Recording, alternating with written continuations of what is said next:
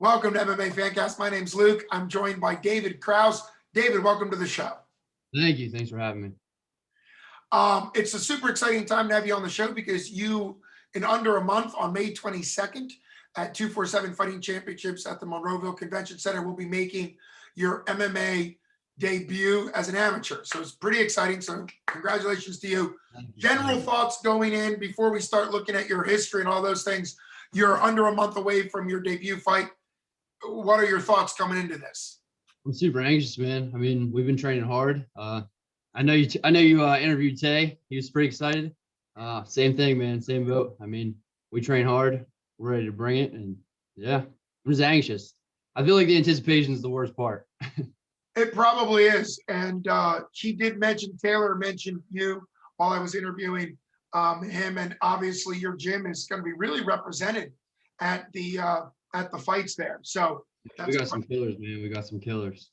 That's pretty exciting. Now, obviously, I spent time interviewing Taylor, so I know that his background was Division I wrestling. So I would assume anybody training with him is getting a heavy dose of wrestling. What is your martial arts background outside of MMA since this is your debut? Yeah, so I mean, I've always been in and out of MMA. I did some boxing with the Castle crew. But a year and a half ago, I really picked it up. You know, I got with Tay, Tanner, Toby, those boys, and they just took me under their wing, man. And it's been all go. So I'm excited to show it. But at the same time, we got some high level boxers in there. I mean, it's a well-rounded gym, and I think we're gonna surprise a lot of people come May because you know it's new. Nobody's really sure what to expect. Right. So I mean, I think we're gonna bring some talent. And I think we're gonna make a big show come May 22nd. So it is always exciting when a gym that's relatively new or hasn't had a lot of fighters come out of it really gets connected to a promotion. And what's great about 247, have you been to any of their events?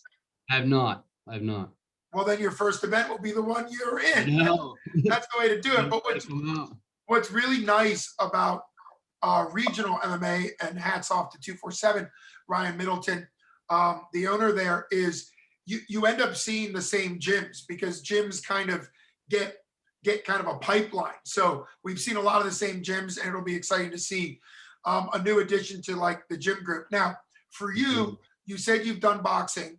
Right. And so do you have an official record, or was that all smokers? No, that was all. I mean, that was just kind of all my own time. I got with Castle a couple of times, got with a couple of different guys. Yeah, nothing on record. So now, which is interesting because no one knows what to expect. So I'm excited to showcase that. I've been working for a long time, so you know they don't know what to expect. So I'm pretty excited to show it. Like I said, I think we're going to shock a lot of people. So. Well, David, with me being on the commentary team, it is always exciting. I say it every time somebody's making a debut in MMA, like for their very first time. You don't know what to expect. You know, you may have an idea of what to expect, but we don't. And so it'll be very exciting. Now, as far as some experience goes, you have had some tournament experience in jiu-jitsu. So how did that go for you, and what was the experience like? That was good, man. And to be honest, we did 2 tournaments. It was like a month apart, but it was awesome because it made me realize the high level guys we have in the shop, because I wasn't sure to expect that. You know, I trained with these guys for a year and a half. They're so good that I'm so used to going with them, and I'm like, man, these guys are good. But then when I venture outside of the shop and I go against like normal guys, it's like, wow, this dude feels like nothing. So it's awesome. That's why I love training with these killers, man, because you go outside of that bubble and it just doesn't feel the same. So it kind of puts you ahead, and that's why I love training with those boys, man. Well, hats off to everybody at the shop, and like you said, it gives you a confirmation of that you're doing the right thing. Now, what is the shop? Because I've seen pictures of it on Facebook. I know it actually exists. There we go. But somewhere it was called Home Gym or something. So can you describe what the shop actually is? I know it's Taylor's baby. Yeah, that's Taylor's baby. Shop is basically a bunch of local Somerset County boys that came together, and it's tough, man. It's tough. I'm telling you, people don't understand. They think we're a small gym, but these dudes go hard. I mean, dudes trying to win every round. We get after it. 3, 4, 5 hours. We just have fun, man. It's like I said, it's Taylor's baby. Taylor, Tanner, Toby comes in, and they just brought in a bunch of local beasts, and everyone just it's coming, man. It's coming. I'm excited. I'm real excited. Are you saying Tanner is the other coach and fighter that's like running it? Correct. Yep.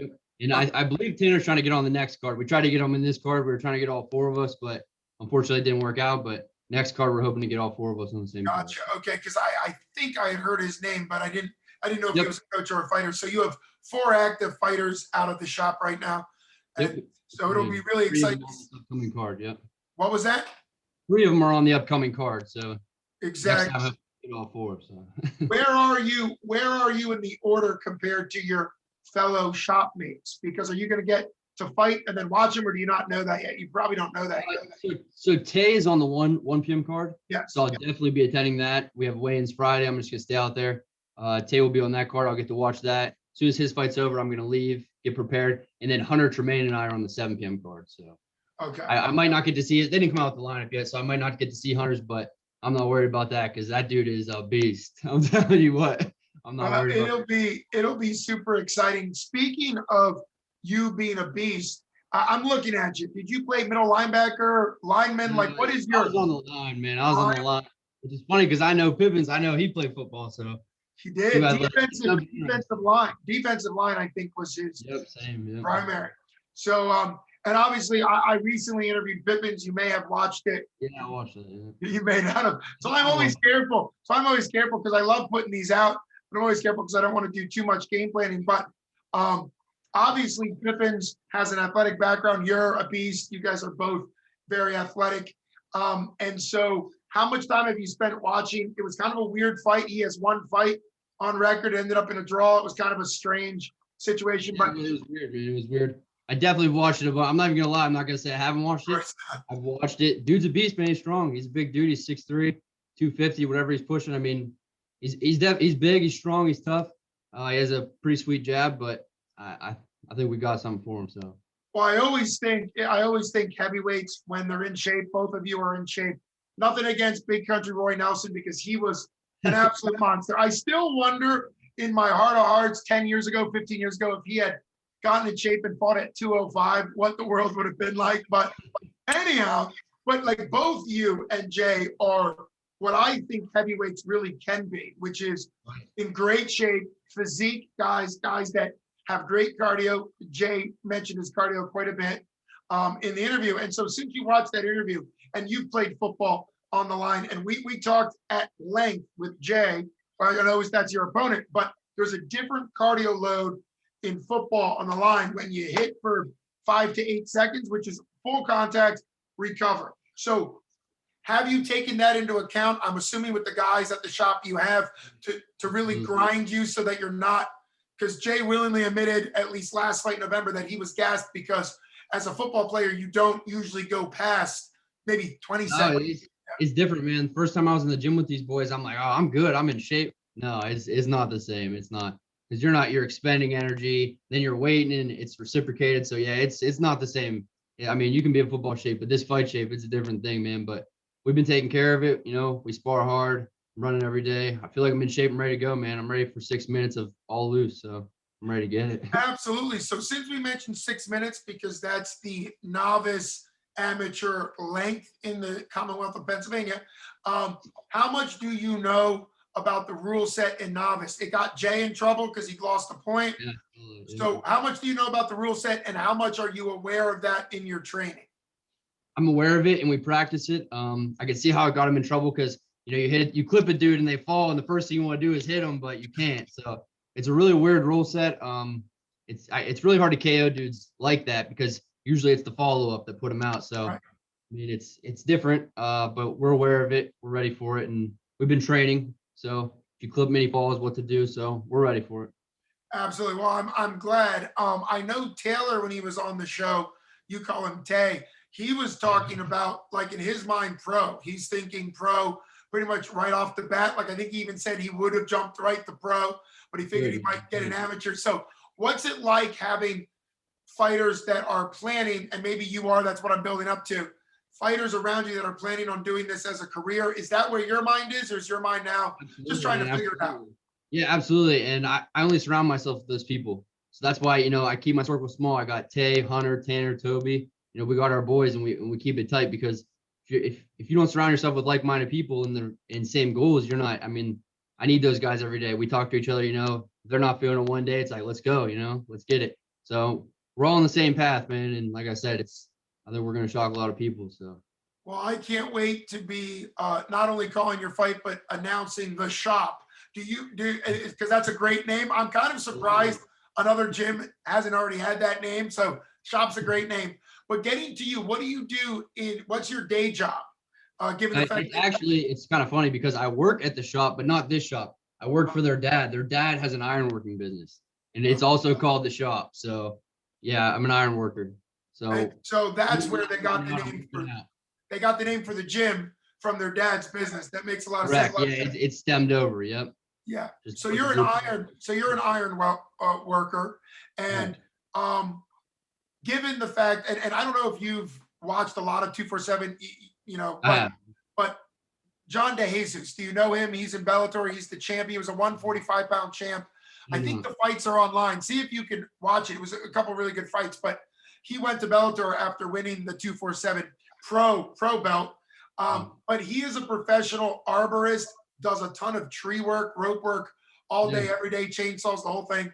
And we've talked on this show kind of about how he gets a workout in when he's working because his job is physically demanding. So how does that work for you? Obviously, iron worker, you're doing stuff. Do you take extra precautions, particularly if you're welding with your eyes or to avoid burns? Are you doing anything differently at work? Everything I do, I'm thinking of fighting. I'm addicted, man. I love it. So everything I'm doing at work, I'm picking up a steel beam. I'm thinking of a double leg. Like I'm dropping, like it's all day, man. And you're just lifting heavy iron all day. So even when I'm not working out at the gym, I'm working out at work. So, and both of them just happen to be the shop. So, well, that is super cool. And like you said, hats off to the Somerset boys, as you referred to yourself, and all those hardworking farmers, construction guys, concrete workers, pipeliners. In your case, iron workers. I think that's a really special mindset of people out there. So it's really great to see both shops catering to that mindset, which is great. So given the fact that there's a physical load of you at work, how many days off are you taking prior to your fight? from work, I'll probably work right up to pretty close. I mean, because it's physical, but it keeps you tough. You know what I mean? Right. And we're blue collar boys, man. That's what we do. We work our 40 hours. We go to the gym and we hustle. So yeah, I'll work up to. I love the attitude there, David. I once had a fighter. The day of a fight, did a lot of railroad tie moving, like was lifting railroad ties. It showed, but great fighter. Love him a lot. He's a great fighter, but he was also cutting weight. And it was hot, and he figured, well, this is a way to make money and also cut weight. So it works. It'll get you. It's a different kind of strength. Hey, when you're a worker, you're a worker. So I know you have a son. So what is your family life right now that you can do both work and work, at the shop? And how's that balance? Super supportive family. My mom helps a lot, everyone helps. And believe it or not, he comes to the shop with me. So he's there with me. He has his own little rack. He has his wrestling shoes. He has his boxing gloves, and he loves it, man. He shows up. He's 3. Yep. He shows up. He puts his boxing gloves on, gets his wrestling shoes on, and he's right there with the boys. So does he loves just run around in a circle? Like he runs around in circles. He tackles people. He punches people. He's gonna be tough. He might be your next 247 champ. That's right. Well, I mean, there actually has been discussion in Pennsylvania for what age group, because there used to be kickboxing that went down to pretty young, maybe 8, 9, and then Serb kind of bumped it up. So it will be, not that your son's gonna be fighting at that age, but it will be interesting if they ever do MMA. And I think you can be 17. I'm not sure exactly the age for MMA, but super exciting that your son can participate. I'm sure if he wants to do it, he can do it. I'm not going to force it on him, but he's training with a black belt and D1 wrestlers at the age of 2. So I'd say we're ready. Yes. Well, speaking of wrestling, Taylor shared on this show that he grew up watching MMA, UFC, wanted to do it, started wrestling, which obviously took him quite a distance, started wrestling because he wanted to use it for MMA.